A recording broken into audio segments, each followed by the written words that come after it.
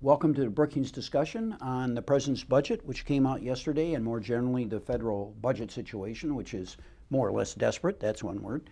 And here to discuss with me are two of my Brookings colleagues, Bill Frenzel, who was formerly a member of Congress, a Republican member of Congress. He was on the Ways and Means Committee and also on the Budget Committee. So Bill is a great expert, both from study and from his direct experience on the budget.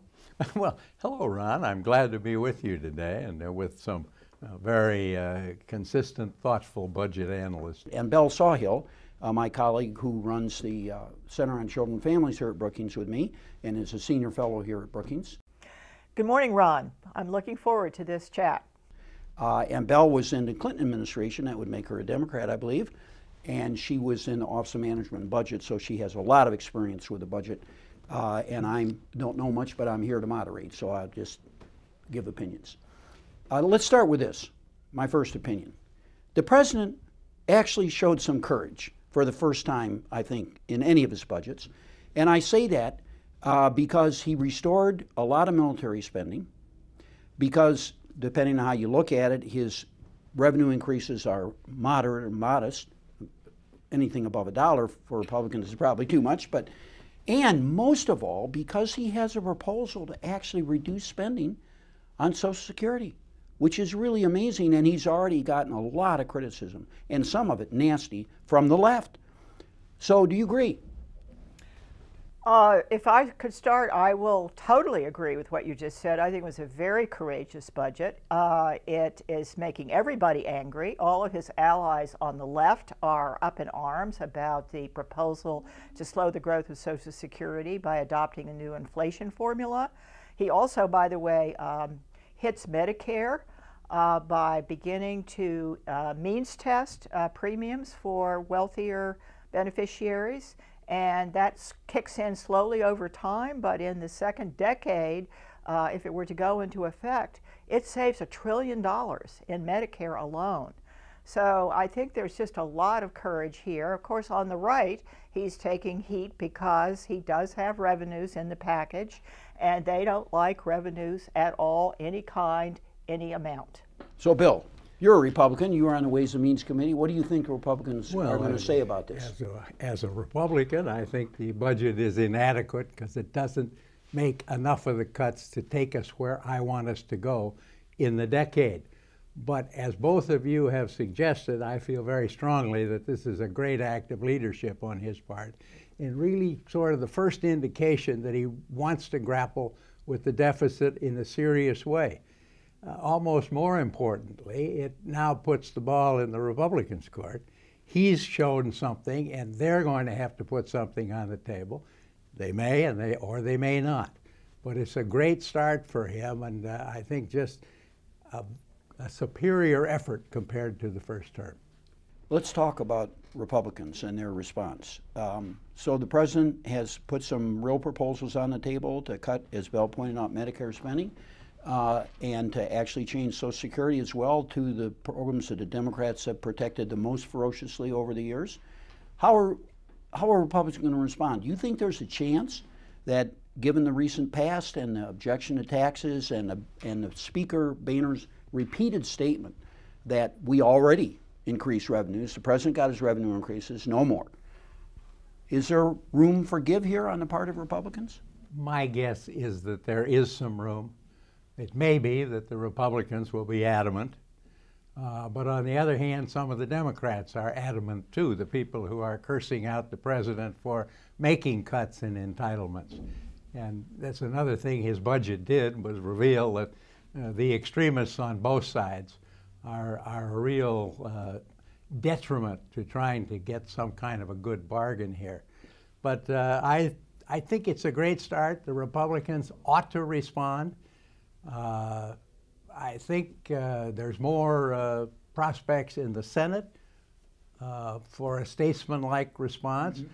But if that happens, I think it's possible the House could follow. Mm-hmm. I believe that there is some maturation among the more junior members of the Republican caucus as they continue their service and they begin to understand that mm-hmm. they don't own the world. Mm-hmm. There is another House mm-hmm. and another president. What do you think of that, Bill? Well, I think that, first of all, I agree with Bill. I think the problem is in the House, and that there is a good chance in the Senate that something will be done. But I would add that I think it's important that Republicans see this as an opportunity to finally slow the growth of spending in a serious way.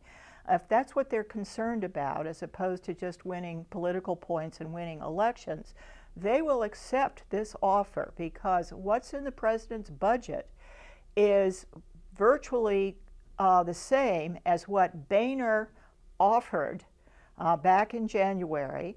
And so he's come all the way to where Boehner is. If Boehner can bring his troops along in the House, we could have a deal.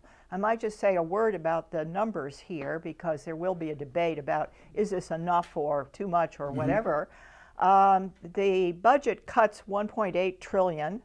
That's on top of $2.5 trillion that we already saved as part of the fiscal cliff and the so-called Budget Control Act that occurred in 2011.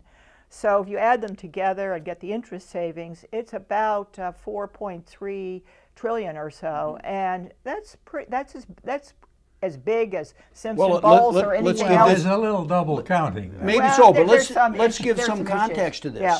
No Congress ever has cut anything like that over, this would be about a 2.5-year period. I mean, really, it's not what any of us want, but it is remarkable that we've been able to get this far. But the world-famous Bowles-Simpson duo has suggested that this is not, it's a great start, Right. but it is Right, not right, adequate. Right. I agree with that, but if the choice is between 0 or, Oh, peanuts, absolutely. I mean, But we're not talking about peanuts here. But This is budget important. is simply the opening gambit.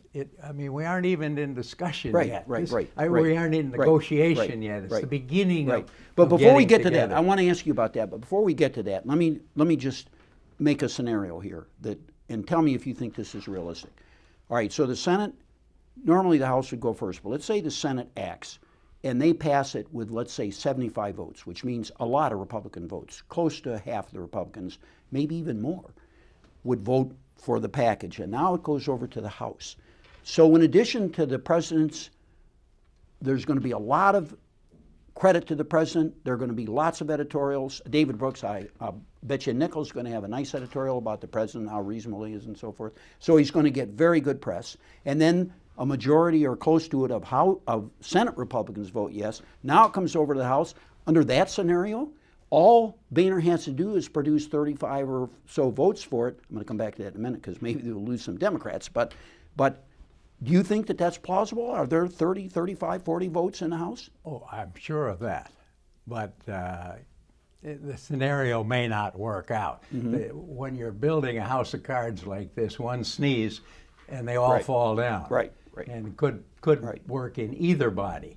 But there is a possibility, and I also don't believe that the president's budget is going to be the vehicle. It'll be a general framework, but there'll be many changes in it before it would get out even of a friendly Senate. Yeah, we might mention in that context that there are 2 budgets that have been produced, budget resolutions in the Congress, one by Republicans and one by Democrats, and they're very far apart. And under the normal process, there would be a conference committee to resolve the differences. But I think many of us are rather pessimistic that we can get to that middle Neither the House ground. nor the Senate have appointed conferees, so that's kind of a clue. I think that your question is exactly right, that the president, if he could move that conference committee to adopt their own version, as Bill says, of some more middle of the road proposal, and it went to the House, that could be the road to actually enacting something. It could be forcing on them. But I think you're right that any little sneeze could cause it to just blow up. And we've seen that before. We've seen Boehner and the president get very close. They're not that far apart. And then it blows up in the end. But they do know that hanging over them, of course, is still the sequester. And the lurching from debt ceiling to sequester coming into effect to cliffs and snags of all kinds. And so there is a fair amount of incentive to make an arrangement. Let's say just a few words about the sequester, because the country did it got the country's attention apparently. There are lots of reports about it. And there are places that are now reporting, especially defense contractors, that they've actually had to lay people off mainly because of uncertainty, and they're planning for what might really happen to them. The president's budget, at least on the defense side, would almost completely overcome the defense cuts from sequester and would be expected to be very popular, I think. So if we didn't do something along the lines of making up for the sequester, that's a huge problem for whoever stands in the way, right? Sure it is. But Congress has never had much trouble with military appropriations. Yeah. It's everything else Yeah. that is usually the problem. But I Right, think so that- you're saying after years of experience, relax on the military side. Yeah, the that's sequester gonna be cuts are not covered. going to survive. Exactly. Okay. But I think your point that this is beginning to occur now, the sequester, and it really hasn't affected very many people yet. But it's going to affect more and more people over time.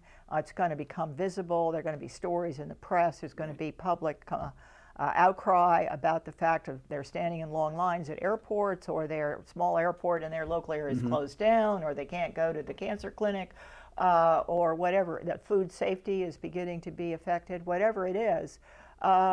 There will be some outcry over time. So there is that public pressure.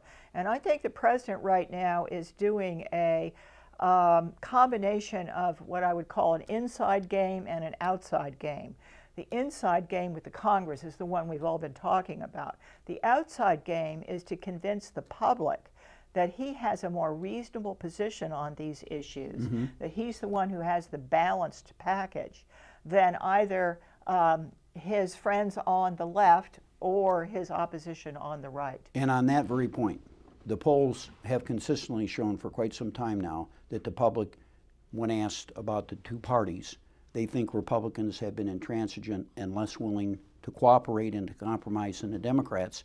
And if this were to happen again, especially with the president portrayed by the national media and I think by a lot of state and local newspapers, that it's a pretty reasonable thing on his part.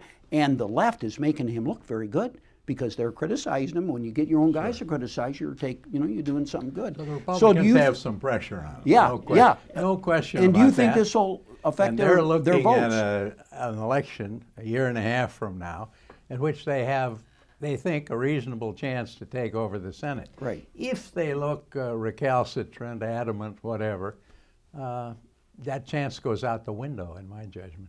Except in the House, I think the No, the House, calculations they are will- different because the I House is believe much they more will local. Continue to control the House. That's true. No, but I mean, in the election, you can count on senators feeling pressure from national issues. Yes. In the House, not necessarily. No, They're it's running local. locally. They got their own, and the way the Congress is now, both the blue and the red are pretty fixed. Well, There are one a of couple One competitive. of the things but we haven't talked about is the tax side of this business, where the president suggests a lot of tax reform and some tax increases. Right. And that's going to be a real bone of contention between Republicans and Democrats.